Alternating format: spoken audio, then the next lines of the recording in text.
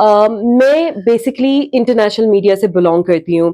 میرا BBC London سے association رہا ہے. میں سعودی ٹی وی پہ نیوز اینکر رہ چکی ہوں, دبئی کے ایک نیوز چینل کو ہیڈ کر رہی ہوں, اور انڈیا میں بھی نیوز چینلز پہ ایکٹیو رہی ہوں. میں کہیں سارے ایسے نیشنل چینلز ہیں جس پہ ایز اے پولیٹیکل اینالسٹ ایک ڈبیٹر کے طور پہ بیٹھتی ہوں.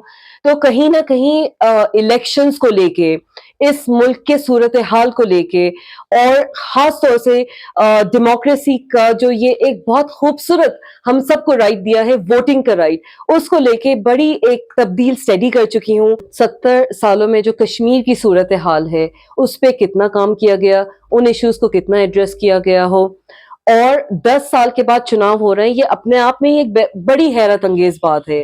آپ نے ایک اسٹیٹ کو یونین ٹیریٹری میں تبدیل کر دیا, اس یونین ٹیریٹری میں بھی آپ نے 10 سال 2 ٹرمز کے بعد آپ الیکشن کروا رہے ہیں. کہیں نہ کہیں اپنے آپ میں ایک وہ بڑی غور و فکر کی بات ہے.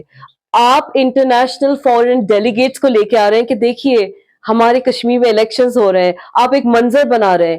2019 میں کہاں تھے یہ فورن ڈیلیگیٹس جن کے سارے ویزاز کو آپ نے روک دیا گیا تھا, کسی میڈیا کو انٹر نہیں ہونے دیا تھا, انٹرنیٹ غالباً 1 سال سے نہیں تھا. اس وقت کہاں تھے یہ فورن ڈیلیگیٹ؟ سب آپ جا کے ان کو یہاں پہ لے کے آتے, دکھاتے کہ یہ ہو رہا ہے, ہم نے کشمیر میں یہ تبدیلی لا دی ہے.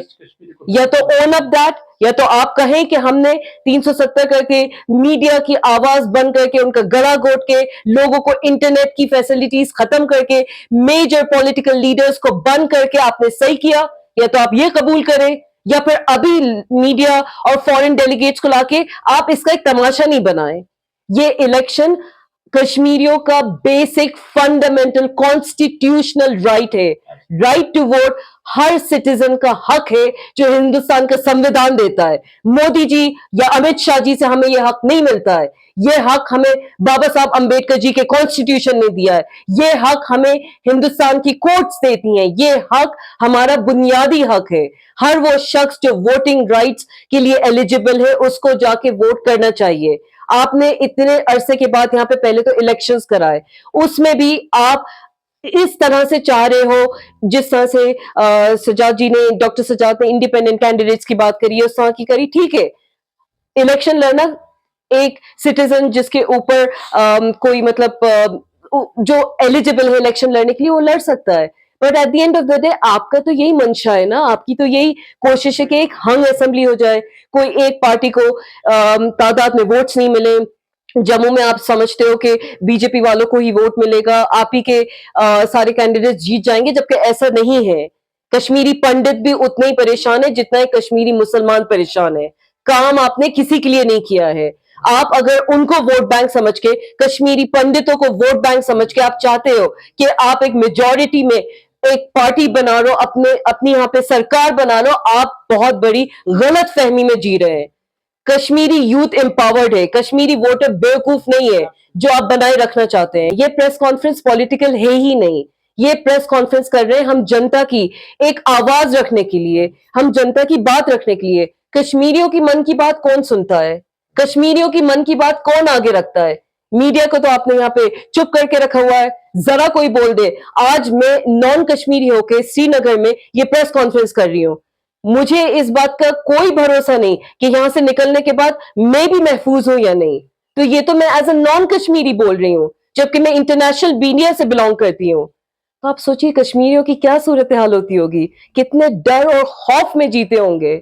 آپ نے اتنا ڈرا کے رکھ دیا ہے ان کشمیریوں کو, ان جموں والوں کو, کہ بےچارے نہ یہ اپنی آواز سامنے رکھ پاتے, نہ کور ایشوز ٹیکل کر پاتے. ساری پولیٹیکل پارٹیز جا کے 370 پہ بات کر رہے ہیں, 35A پہ بات کر رہے ہیں. بھائی آپ بتائیے آپ بجلی کے لیے کیا کر رہے ہیں؟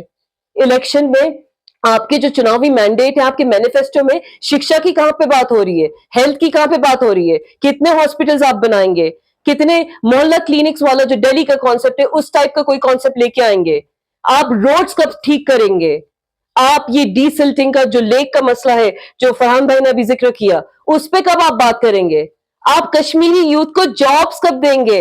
370 ہٹا کے آپ کا یہی منشا تھی کہ آپ MNCs لے کے آئیں گے, یہی کہا تھا نا آپ لوگوں نے. کتنی MNCs آ گئی, کتنی جابز کریشن ہو گئی, کتنے یوتھ کو امپلائمنٹ آپ نے دے دی, کتنوں کو جابز دے دی. جہاں پہ سرکاری جابس جن کے پاس ہیں نہ وہ خوش ہیں, پرائیویٹ جابس تو یہاں پہ بیرلی ایگزسٹنٹ ہیں, 3,000 میں یہاں پہ لوگ مہینے پہ کام کر رہے ہیں. گھر کیسے چلے گا, بچیوں کی شادی کیسے ہوگی, جو یوتھ ڈرگز میں آپ کو ڈھکیل کے آپ نے ان کو ڈپریشن میں لا کے رکھ دیا ہے, ان کی کون بات کرے گا؟ What are you even talking about? Core issues کا آپ جب تک ٹیکل نہیں کریں گے, نہ کشمیر سدھر سکتا, نہ جموں سدھر سکتا, اور نہ اس جو جس کو کشمیر کو جنت آن ارتھ, ہیون آن ارتھ کہا جاتا ہے, اس ویلی میں کچھ پیس نہیں آئے گا. Better for the whole India, it's better for the whole world. اب جموں کشمیر کے لیے اگر اچھا کام ہوتا ہے, یہ نہیں کہ پورے ہندوستان کے لیے اچھا ہے, it's better for the whole world. تب جا کے خوشحالی آ سکتی ہے. دس از مائی پرسنل بلیف, اور میرا پرسنل بلیف کبھی جھوٹا نہیں ہوتا ہے. کو آپ نے فیک کیسز میں, فالس کیسز میں فیک ایلیگیشنز لگا کے جیلوں میں بند کر رکھا ہے, کشمیر کے باہر جیلوں میں بند کر رکھا ہے, ان کے اوپر پی ایس اے لگا کے, یو اے پی اے لگا کے. یہ اتنے ڈریکونین لاز ہیں جو برٹشرز کے ٹائم پہ چلتے آ رہے تھے, وہی لاز آج تک موجود ہیں, جس میں برڈن آف پروف ہو جاتا ہے انفارچونیٹلی اکیوزڈ کے اوپر. وہ کس طرح سے اپنے آپ کو بے گناہ ثابت کرے گا جب آپ اس کو کہیں پہ اپنی وائس آگے رکھنے کی آپ ان کو پرمیشن نہیں دیتے. یو اے پی اے اتنا خطرناک, پی ایس اے اتنا ڈریکونین آؤٹ ڈیٹڈ لا ہے, برٹشرز کے ٹائم پہ ہوتا تھا. ہندوستانیوں کو پھنسانے کے لیے آپ ان پہ اینٹی نیشنل یا اینٹی برٹش جو سینٹیمنٹس رکھتے تھے ان کو پھنسانے کے لیے آپ یہ ایکٹس اور لاز لے کے آئے تھے. اس کو آپ نے اس کے تحت انوسنٹ بچوں کو, بچیوں کو, بزرگوں کو آپ نے لوگوں کو فیک ایلیگیشنز پہ بند کر کے رکھا ہے. چھوڑیے ان کو. اگر آپ ان کے اوپر ایلیگیشنز پروو نہیں کر سکتے تو ان کو باعزت بری کریے.